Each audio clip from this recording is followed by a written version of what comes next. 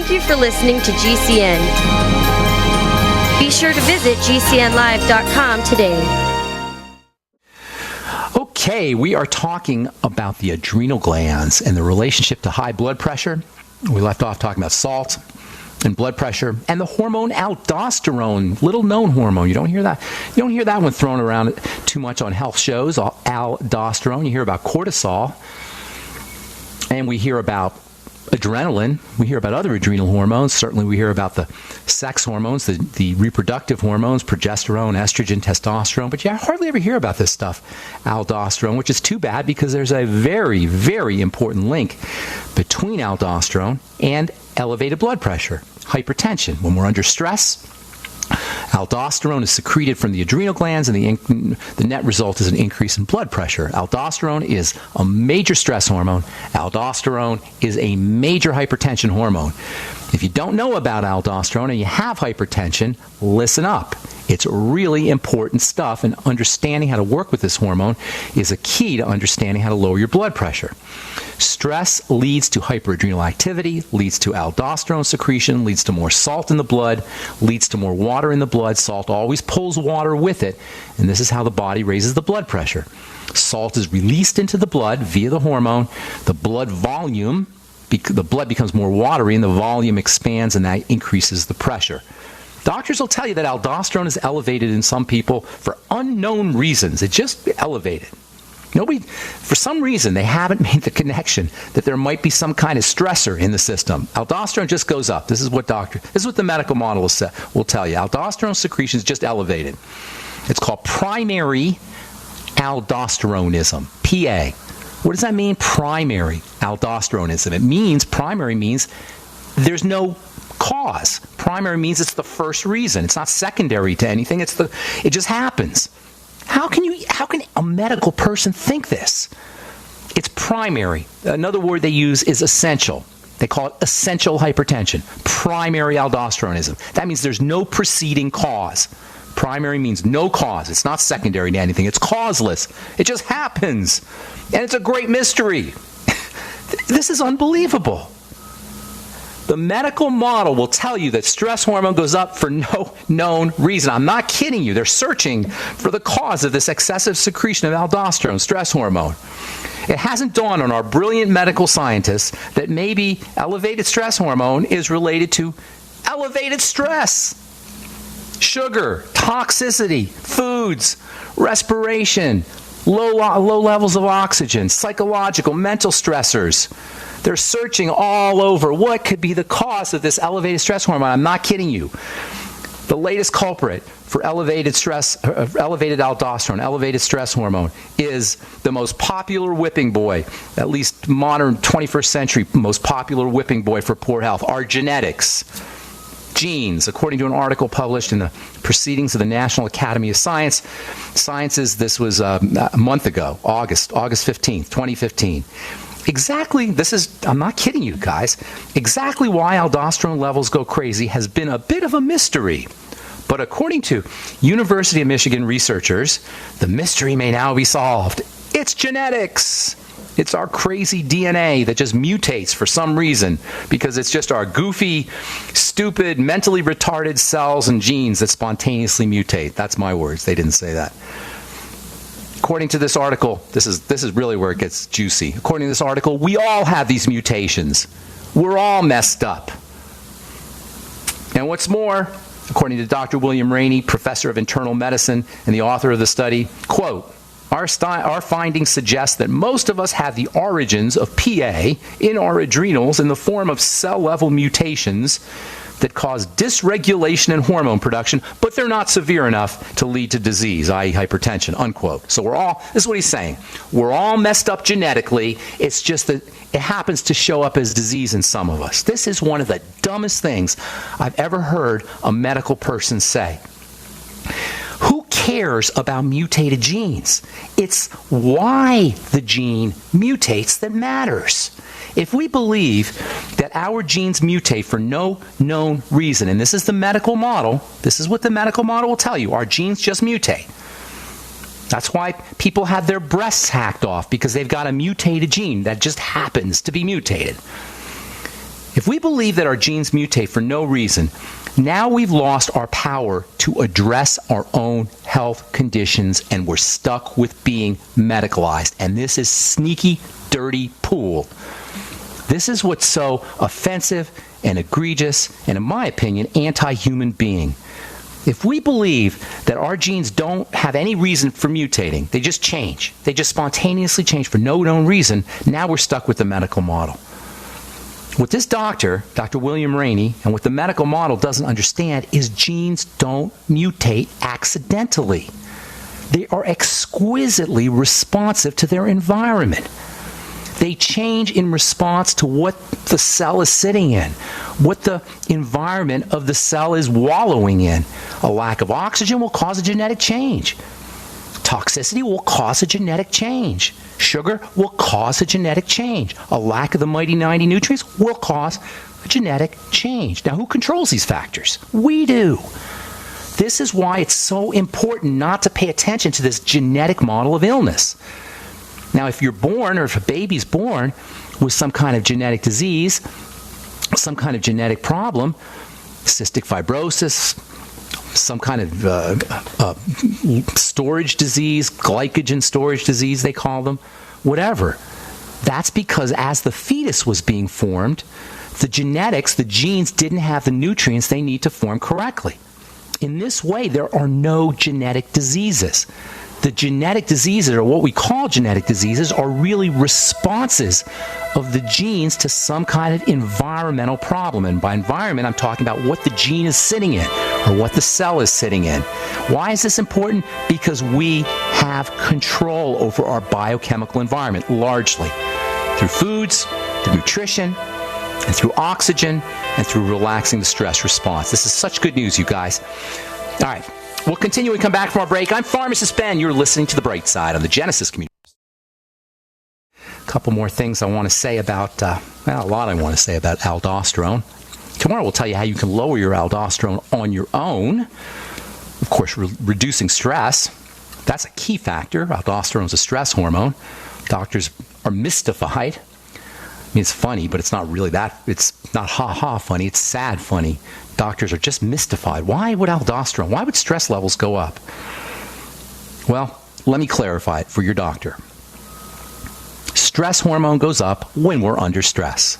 Lack of oxygen, lack of nutrition, the mighty 90 essential nutrients, elevated toxicity, and that includes sugar. These all represent an emergency to the body. They represent a survival threat, and the body and the genes respond accordingly. Hormones don't just go up for no reason. Stress hormones just don't wildly elevate on their own. Genes don't just mutate on their own. Psychological stress, mental stress, emotional stress, the genes respond accordingly. Physical stress, the genes respond accordingly. The genes aren't mutated. That's an ugly word. Mutated means they're contorted, they're perverted. They've just twisted. They just got ugly all of a sudden. They're not mutated, they've just changed to handle the stress. The problem isn't the genes causing the elevations in the stress hormone, it's the survival threat. The survival threat is the primary cause. It's not primary aldosteronism, it's primary stress. Why is this so hard for our medical people to understand? And again, stress is physical, stress is emotional, stress is psychological, stress is spiritual, stress is multidimensional. And it's really, as we've said, and I don't want to confuse the issue, it's really the response to stress. It's not the stress itself, it's how we respond to the stress that's the problem. The genes haven't mutated, they've just changed. They've just responded. Now, if you skip that step, if you skip the stress step, that's our control point via our lifestyle, and you go right to the gene, now we're stuck with drugs. Now we have no option because the gene is just crazy. Now we don't have any control. It just changed. Now we got nothing to do with it. We're not responsible, of course. We don't have to blame ourselves because our genes are just stupid. Our genes are just dumb. They just changed on their own. Now we're stuck with the medical model. Now you're stuck with genetic therapy. That's the latest. It's going to be genetic therapy. And why genetic therapy? Who controls genetic therapy? Your doctor, the drug companies. Again, taking the power away from us and putting it in some authority medical model higher power that's not God. not only is this idea of blaming genes nonsense, but it's actually dangerous. And for the medical model, it's self-serving. We're all potentially sick, according to the medical model. We're all diseases waiting to happen, which means we're all patients in waiting. We're all potential customers because we're all mutated and we're all sick. This aldosterone mechanism, by the way, is how your ACE inhibitor drugs work. Losartan, Cozar, Prinavil. This is how they exert their antihypertensive effects. Aldosterone secretion is triggered by something called ACE, ACE, and ACE inhibitor drugs inhibit ACE, as the name is as implied in the name. An ACE inhibitor drug inhibits ACE, that shuts down aldosterone. This is how the medical model works. Never mind that aldosterone has been evolved to take care of our stress, to raise blood pressure in an emergency. Shutting down ACE inhibiting, no aldosterone, no salt in the blood, lower blood pressure. The problem is for ACE to be inhibited, it has to be poisoned. This is how drugs work. Drugs don't magically just work. They poison the system. And this is true anytime you hear the word inhibitor or blocker or anti in the classification of a drug. ACE inhibitors, beta blockers, calcium channel blockers, anti-inflammatories, anti-hypertensives. Whenever you hear these words that imply some kind of negative activity, anti or blocking or inhibition, you're dealing with poison, period. Not poetically, not rhetorically, not hyperbolically, literally. You're dealing with a poison. Now, of course, all drugs are poisons, but the most egregious ones are the ones that have the designation poison right in the name. Inhibitor, blocker. How do you think something blocks? How do you think a chemical blocks biochemistry in the body? It doesn't just ask it nicely. It poisons it. In the case of ACE inhibitors, what's occurring is the body is kicking in with a stress response, and so you're inhibiting the body's ability to handle stress. You're inhibiting the body's ability to handle emergencies. You're suppressing the emergency or the stress response. Now, I'm just a pharmacist. I'm nowhere near as smart as your doctor, who, of course, went to medical school. I'm only a pharmacist, but it seems to me that if we have an elevated stress response, if we have an emergency response, maybe we should be checking on what the body is perceiving as a survival threat, rather than shutting down the body's ability to respond to the survival threat via a poison. And because the emergency usually involves reactions to foods or incompletely digested foods of some sort, digestive issues, high blood sugar, low levels of oxygen, what it means is that we can probably address our stress issues and our high blood pressure issues and our elevated aldosterone issues and our elevated stress hormone issues ourselves without our doctor. Now, I didn't go to medical school. I'm not as smart as your doctor, but that's just what it seems to me. If you got elevated stress hormones, it seems to me maybe we could figure out what the stress is and reduce it. Food, digestion, blood sugar, respiration. As always, the best ways to take care of our chronic health issues involve our lifestyle choices.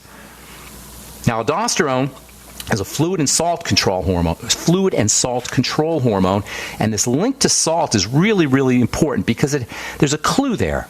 The link that aldosterone has to salt is our clue to lowering aldosterone levels, and there's an incredibly easy and important strategy, way to naturally lower your aldosterone levels without ACE inhibitor drugs, without genetic therapy, without having to worry about any of the tools or devices or pharmaceutical interventions that the medical model uses. We'll talk about that tomorrow on the bright side as we continue talking high blood pressure and the adrenal glands, all as it relates to the skin and hyperpigmentation. I haven't forgotten about the skin. We're going to be talking lots about hyperpigmentation, dark spots, and ways that you can reduce dark spots on your own, at home, using simple cosmetic or topical skin health strategies. We'll talk about that tomorrow and in the coming days on the bright side. Let's see if we can get one call in before we go to break. Maria in Florida, what's up? Welcome to the bright side. Hi, Ben. How are you? Doing good. What's going on, Maria? Oh, my God. This mouse thing is driving me crazy. Oh, I talked to you. Did I talk to you last week? We tried, but it went off, so you told me to call you again. Okay, hang on, Maria, because I got a break, and then we'll get you first up when we come back, so don't go away. All right, if you're on hold, we'll get to you as well. I'm Pharmacist Ben. We're talking to Maria in Florida about burning mouth syndrome. Correct, Maria? Is that right?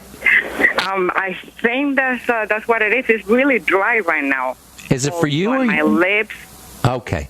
It burns on the tongue and in the upper part of your mouth kind of thing? That happened at the very beginning, like for 2 excruciating days. Oh, that's awful. And then after that, it just comes and goes, but more like dry, like my tongue. And I became even afraid to eat. And I've been trying to eat as healthy as possible. I joined Longevity a couple weeks ago. I bought the digestive pack. I started that like maybe roughly 2 weeks ago. Did I tell you about that? How did you know about that? To use digestive I've been listening to you. Okay, good for you. Good for you, Maria. Okay, well, let me tell you. First of all, let me tell the listeners, you can't think of anything more miserable. There's a lot of miserable things that can happen to the body. But I'm telling you, if you can imagine the misery of having a scalding, burning tongue and mouth, it is just agony beyond description, as I'm sure you know, Maria. I don't have to tell you, but for the listeners who haven't heard of this before, it's called burning mouth syndrome. It depresses me at times and everything, and I'm very, going and everything. And well, here's the problem with burning mouth syndrome, okay, or with treating burning mouth syndrome. Doctors and patients, understandably patients, not understandably doctors, think that that's the problem. It's not the problem, Maria. It's a sign of the problem. You can't treat signs. You can only treat problems. Do you follow me? The burning mouth syndrome is the result of something. It's the end result of something. Once you have the burning mouth, as miserable as it is, you can't do anything about it. Where you have power is over the cause.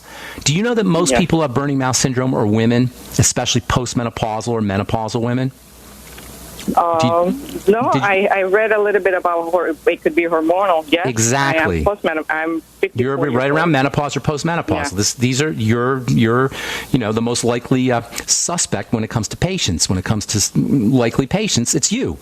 So what does that tell you? Well, it tells you there's an involvement with female hormone estrogen. Now, keep in mind, men make estrogen too. It's not just a female hormone, but women make more, so they're going to be more likely to have burning mouth syndrome. And really, all inflammatory issues tend to affect women more than men. Autoimmune issues tend to affect women more than men. And all of these are related to the inflammatory effects of estrogen, and more so than just estrogen, poorly processed estrogen. Estrogen is processed and metabolized and cleared out of the body through the digestive tract, through the bile in the gallbladder, through the liver, through the intestines. So and gallbladder. Well, bingo. Right there you can see a problem with estrogen. And guaranteed, by the way, nobody just has burning mouth syndrome. Maria, you had to have had a problem with menopause, menstrual problems when you were bleeding, or some kind of female reproductive issues, correct? When you were younger. Anything? Actually, I have pretty decent. You don't know that. You don't know that. You couldn't have burning mouth syndrome. What else do you have going on? What other health challenges do you have? Is that the only one? Oh, no. I changed my whole lifestyle and I started listening to No, sweetheart. Anyway, Maria. Diabetes, pre-diabetic. Okay. And high cholesterol. All of it. And all this when I thought that I was like eating the healthiest diet in the world. I started eating meat again. I quit all wheat. Because we don't, what we think is a healthy diet isn't. And this is why when people tell me, I eat. Exactly. We don't know. We just know what CNN tells us. And we know what our doctor tells us. Neither of which are good sources for health information. Not CNN and not the doctor. And by doctor, I mean the medical model. And by CNN, I mean the mainstream press. Yeah. So here's the deal. Burning mouth syndrome is, I'm going to cut to the chase, okay? I'm going to make it very simple. Burning mouth syndrome is inflammation in the nerves of the tongue and the mouth. There's lots of nerves in your tongue and your mouth. Okay, there's only a couple places that have more nerves than your tongue and your mouth. So burning mouth syndrome is a tongue and involves inflammation in the tongue, nerves of the tongue and the mouth. Inflammation means attack.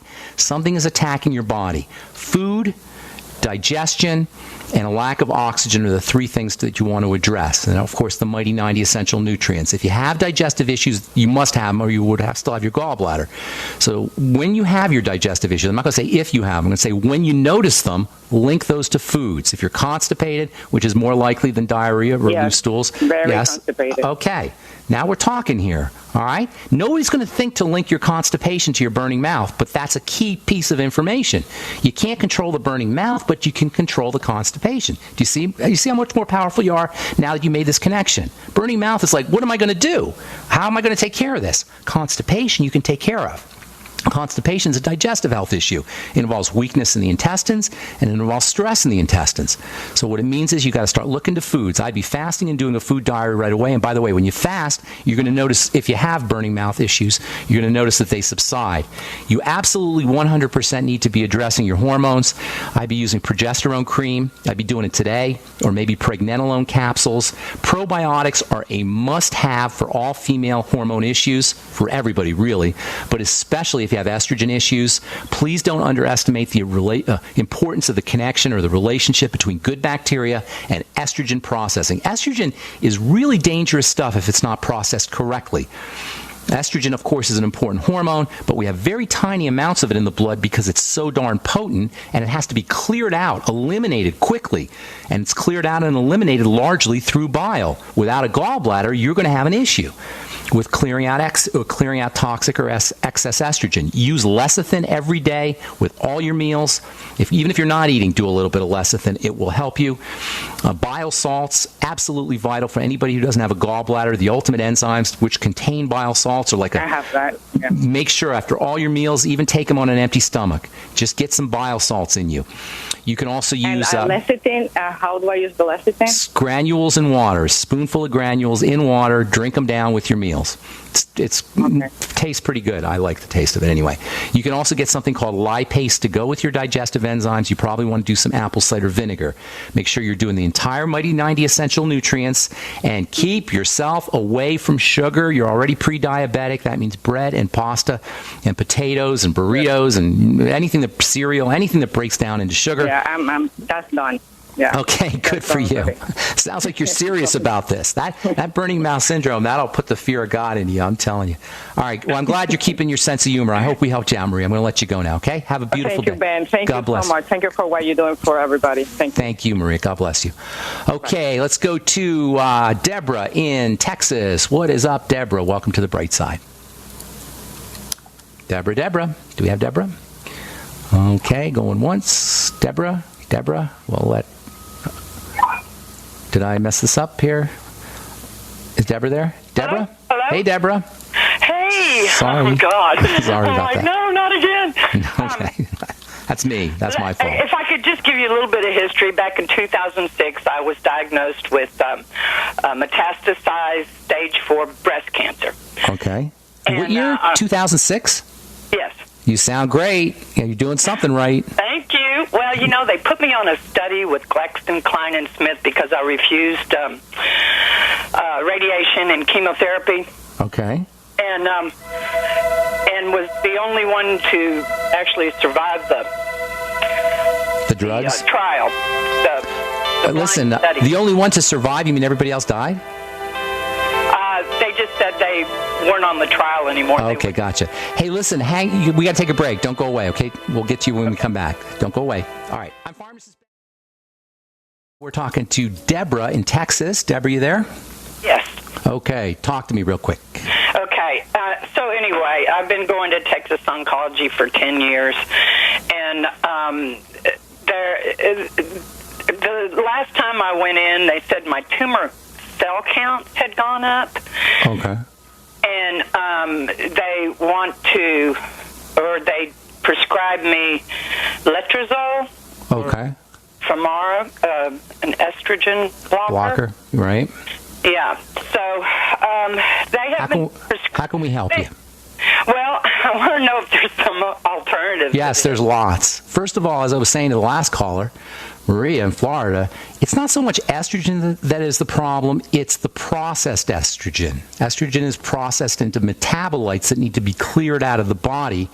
And if your gallbladder and your liver and your intestine, your digestive system, the bacteria in your gut, if they're not everything, all of these systems aren't firing on all cylinders, you're going to get buildups in toxic estrogen. Are you following me?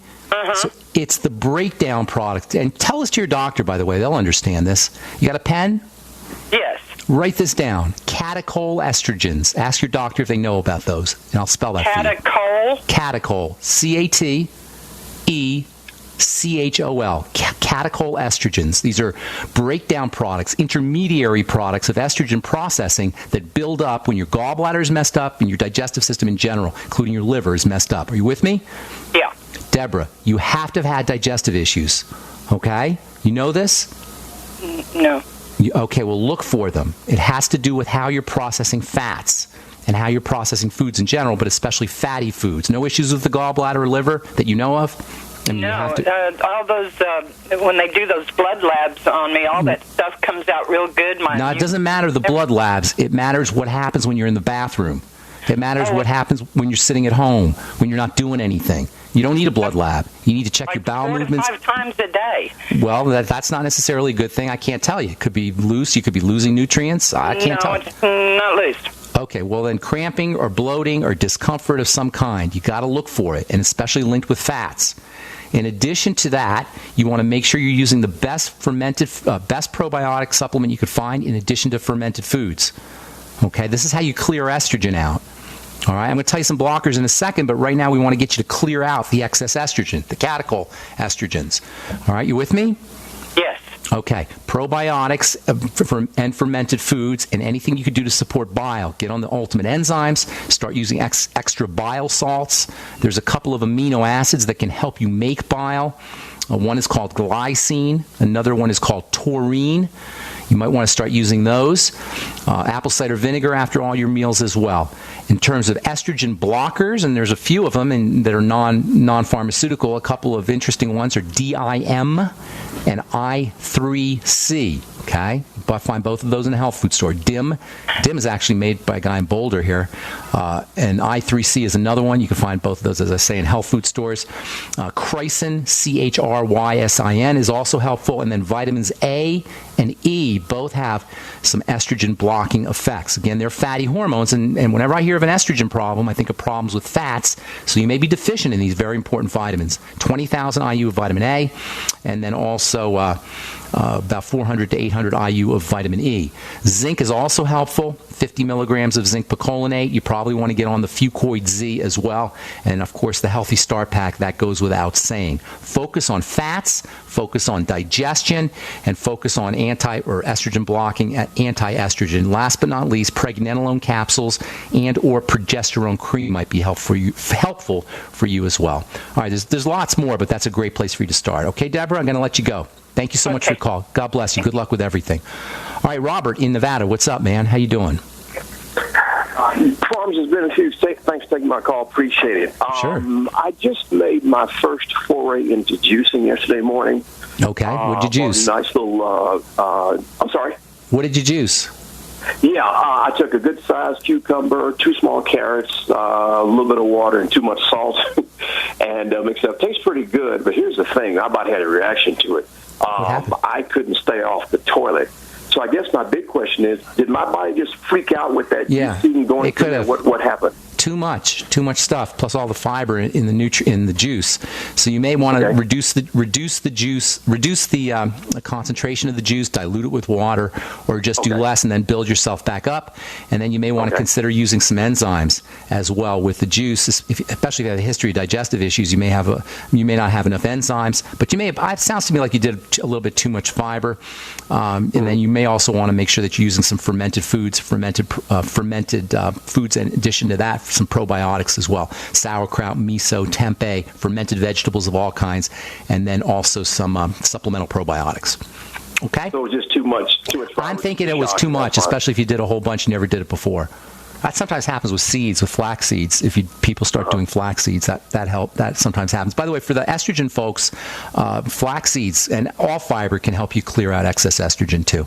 Hope that helps, Robert. I'm going to let you go. Okay, buddy? Thank you, man. Have a good day. All right, let's see if we get one more in here. Joy in Florida. Welcome to the bright side. Joy. Joy. Hey, what's up, Joy?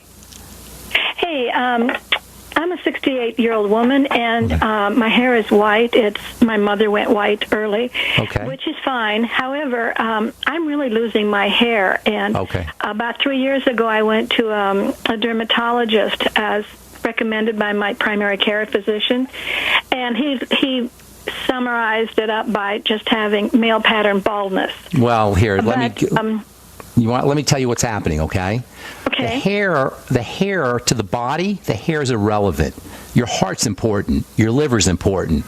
You know, your lungs are important. Your internal organs are important. But the nails, the skin, and the hair, they're less important. So under conditions of deficiency, under conditions of stress, your body will harness or shunt nutrients to the core of your body, and away from your hair and away from your nails and away from your skin. This is why a good healthcare professional will always look at somebody's nails. The nails grow faster than any other part of the body. The hair also grows fast. So the hair and the nails and the skin are the first place the body will take nutrients away from, and this is why hair loss occurs. Now, the thyroid is involved and hormones are involved, but the most important consideration is something burdening the body, and that includes a lack of nutrition. You follow me, Joy? Absolutely. Okay, so what you want to start to do is you want to start to look for places in the body where you can control. You can't control the hair loss, but you sure can control your sugar, and you sure can control your oxygen, and you sure can control your foods, and you sure can control your nutrients. So as with all health challenges, this is so simple, you guys. One day, I'm just going to be off the air because everybody's going to finally get it. I'm not necessary here. I'm telling you, Joy has the same problem that everybody has when they have a health challenge. Lack of nutrition, a buildup of toxicity, and that includes sugar when I say a buildup of toxicity, and then issues with oxygenation, and that, and of course, psychological and mental, that goes without saying. So here's what you want to do. Number one, focus on your foods. Look for problems with foods. If you think you have great digestion, it's probably unlikely, but that's not going to help you. You want to find problems. You want to look for places that you can solve. Do a food diary. Keep track of all the foods you eat and how you respond to those foods. Then start patching up the gut with the Biolumin Nightly Essence, with the Ultimate Enzymes, apple cider vinegar after all your meals, maybe some lecithin and bile salts if you want to go all out. Then you start to work on the blood sugar, and this is true for everybody with a health issue. Everything I'm saying to Joy goes for everybody with a health issue. Work on the digestive system, then you go to the blood sugar. I mean, stabilizing your blood sugar, keeping blood sugar down by stopping or reducing your intake of bagels and pasta and fruits and fruit juice and dessert and oatmeal and potatoes and all the foods that break down into sugar. Use your sweeties and your electrolyte nutrients, your potassium and sodium and calcium. Of course, you'll get those in the Beyond Tangy Tangerine and the Healthy Start Pack, and those are must-haves. Beyond Tangy Tangerine and the Healthy Start Pack. Then thirdly, you're going to start to work on relaxing the body. The body heals when it's relaxed. It loses the hair when it's freaked out. You know, that's a stereotype. People lose their hair when they're under stress. Why? Because when you're under stress, your body marshals all of its resources towards the core of your body, towards the muscles, the large muscles, and towards the heart and the lungs, and away from the hair. So relaxing the body is also extremely important. And then start to focus on fats. And when it comes to digestion anyway, focus on your fats, because there's a very important relationship between estrogen processing, and hair loss as well. And again, that goes back to the digestive enzymes and the bile salts and the apple cider vinegar. So you got three major points that you're going to address: digestion, sugar, and oxygenation, deep breathing techniques, and stress management techniques. And the good news is, Joy, not only are you going to get your hair stop falling out, but you're going to feel better, you're going to increase your longevity, and you're going to reduce the likelihood of ugly degenerative diseases. Thanks for your call, Joy. We're just out of time, and I apologize if we left you on hold. As always, call back tomorrow and we'll get you first up. Just tell our call screener we left you on hold. Thanks for listening, friends. I'm Pharmacist Ben. Check out my websites, brightsideben.com, pharmacistben.com, or criticalhealthnews.com to purchase any of the longevity products you hear advertised on the program, and truthtreatments.com for my skin health products. Thanks for listening. We'll talk to y'all later. Bye for now.